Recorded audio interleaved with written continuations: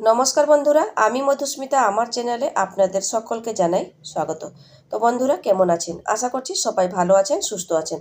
আমার শরীর কিন্তু একদমই ভালো না, ঠান্ডা লেগেছে, ওই জন্য মাথাটাও ধরে আছে। আর তেমন কিছু করার জন্য এনার্জি আসছে না। তাই জন্য আজকে একটুখানি গরম ভাতের সাথে কালো জিরার ভর্তা বানিয়ে খাবো। আর তার আগে একটুখানি রান্না করে ফেলছি।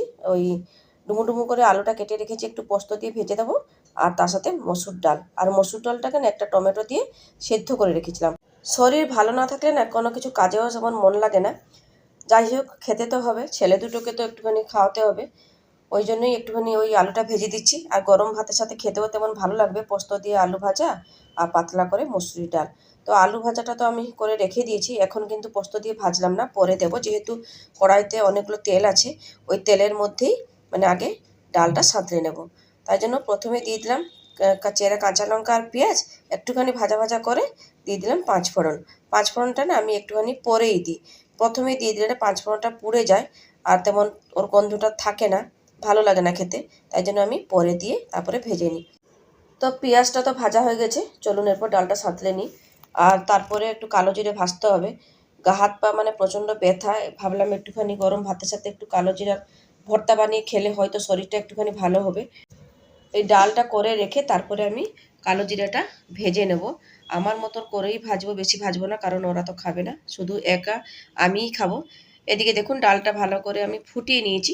এরপর ওই কড়াইয়ের মধ্যেই রেখে অন্যদিকে সরিয়ে দিলাম। চলুন এরপর আরেকটা কড়াই বসিয়ে কড়াইটা ভালো করে আগে একটুখানি গরম করে নেব, তারপরে কালো জিরা দেব। ওদিকে কড়াইটা গরম করতে বসিয়ে দিয়েছি। এরপরে দেখুন কালো জিরার প্যাকেট নিয়ে নিয়েছি, কেটে নিচ্ছি। আর আমার মতো করে একটুখানি কালো জিরা নিয়ে নিচ্ছি, তাও অনেকগুলো নিয়ে নিয়েছিলাম।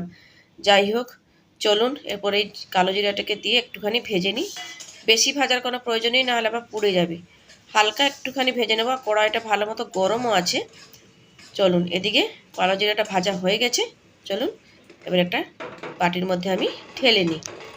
দেখবেন একটু যদি ঠান্ডা সর্দি কাশি এইসব লেগে থাকে না, তাহলে একটুখানি এই কালো জিরের ভর্তা গরম ভাতের সাথে খেলে না একটুখানি আরাম পাওয়া যায়। যাই হোক, এমন ব্যথা করছে না, পুরো শরীরটা যেন আমার, পুরো গা হাত পা পুরো প্রচণ্ড ব্যথা।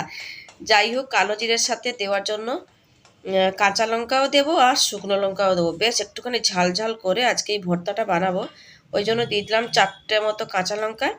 বেশ ওগুলোকে ভেজে তুলে নিয়েছি। এরপর 4টে শুকনো লঙ্কা দিয়েছি। তো শুকনো লঙ্কাটাও লাল করে ভেজে নিয়েছি, এরপর তুলে নিচ্ছি। চলুন এরপর পেঁয়াজ আর রসুনটাকেও ভেজে নেব।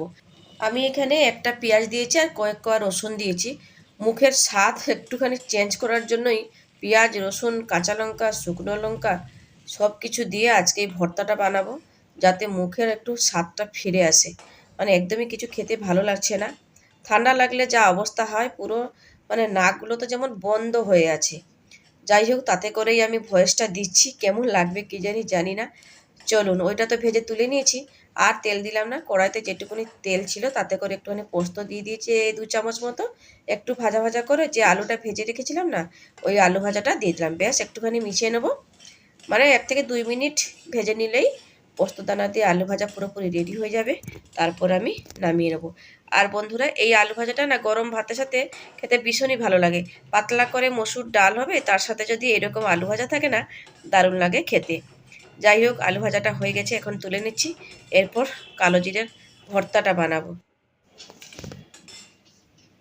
তো এখন দেখুন কালো জিরেটা নিয়ে নিলাম মিক্সার জারে, আর তাতে দিয়ে দেবো একটুখানি নুন। টেস্ট অনুযায়ী নুনটা দিলাম, যাতে বাটার সময় একটুখানি সহজ হয়ে যায়। প্রথমেই এই কালো জিরাটাকেই গুঁড়ো করে নিচ্ছি। তারপরে আমি ওই ভেজে রাখা পেঁয়াজ, রসুন, কাঁচা লঙ্কা, শুকনো লঙ্কা সব কিছু দিয়ে আবারও বেটে নেব। আর দেখবেন গুঁড়োটা প্রথমে করে নিলে না, ওইগুলো পরে দিলে আরও মিহি করে বাটা হয়ে যায়। আর শিলে বাটার জন্য আমার একদমই এনার্জি ছিল না, শিলে বাটলে আরও ভালো হতো, কিন্তু তেমন ভালো ইচ্ছা করছিল না। যাই হোক, আর এত ঘুম ঘুম পাচ্ছিল না, কে আর বলবো। যাই হোক, একটুখানি মনের জোরে রান্না করতে এসেছি, খেতে হবে, খেয়ে শরীরটাকে সুস্থ করতে হবে, তাই জন্য। এদিকে দেখুন গুঁড়োটাও তো হয়ে গেছে। চলুন এরপরে এই ভাজাগুলো সব দিয়ে দিই। ভেবেছিলাম আরও কিছু রান্না করতাম, কিন্তু একদমই পারছি না, মনের জোরেই শুধু খালি রান্নাটা করছি।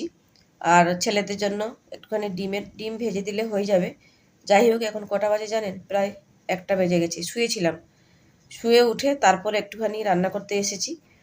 ছেলেগুলোকে খেতে দিতে হবে, তাই জন্যই উঠে পড়েছি। একদমই ইচ্ছা করছিল না রান্না করার জন্য, আর রান্নাঘরে দাঁড়াতে গা হাত পাগুলো তো প্রচণ্ড ব্যথা, তাই জন্যই তো এইরকমই আমার হচ্ছিল। যাই হোক, এদিকে দেখুন কালো জিরের ভর্তাটা পুরোপুরি রেডি হয়ে গেছে। একটা আমি প্লেটের মধ্যে বের করে নিচ্ছি। এরপর একটুখানি সুন্দর করে গোল করে নেব। আর আমি সরষা তেলটা এক্সট্রা দিলাম না, যেহেতু তেল দিয়ে ভাজাভুজি করেছিলাম পেঁয়াজ রসুন লঙ্কা, তাই জন্য আর তেল দিলাম না। এদিকে দেখুন গরম ভাতটা বেড়ে নিয়েছি, আর তার সঙ্গে নিয়ে নিলাম কালো জিরের ভর্তা। বেশ একটুখানি গরম ভাতের সাথে মেখে খেয়ে নিই, দেখি শরীরটা একটুখানি ভালো হয় কি না। তাহলে বন্ধুরা আজকের মতো এখানেই থাকলাম। টাটা।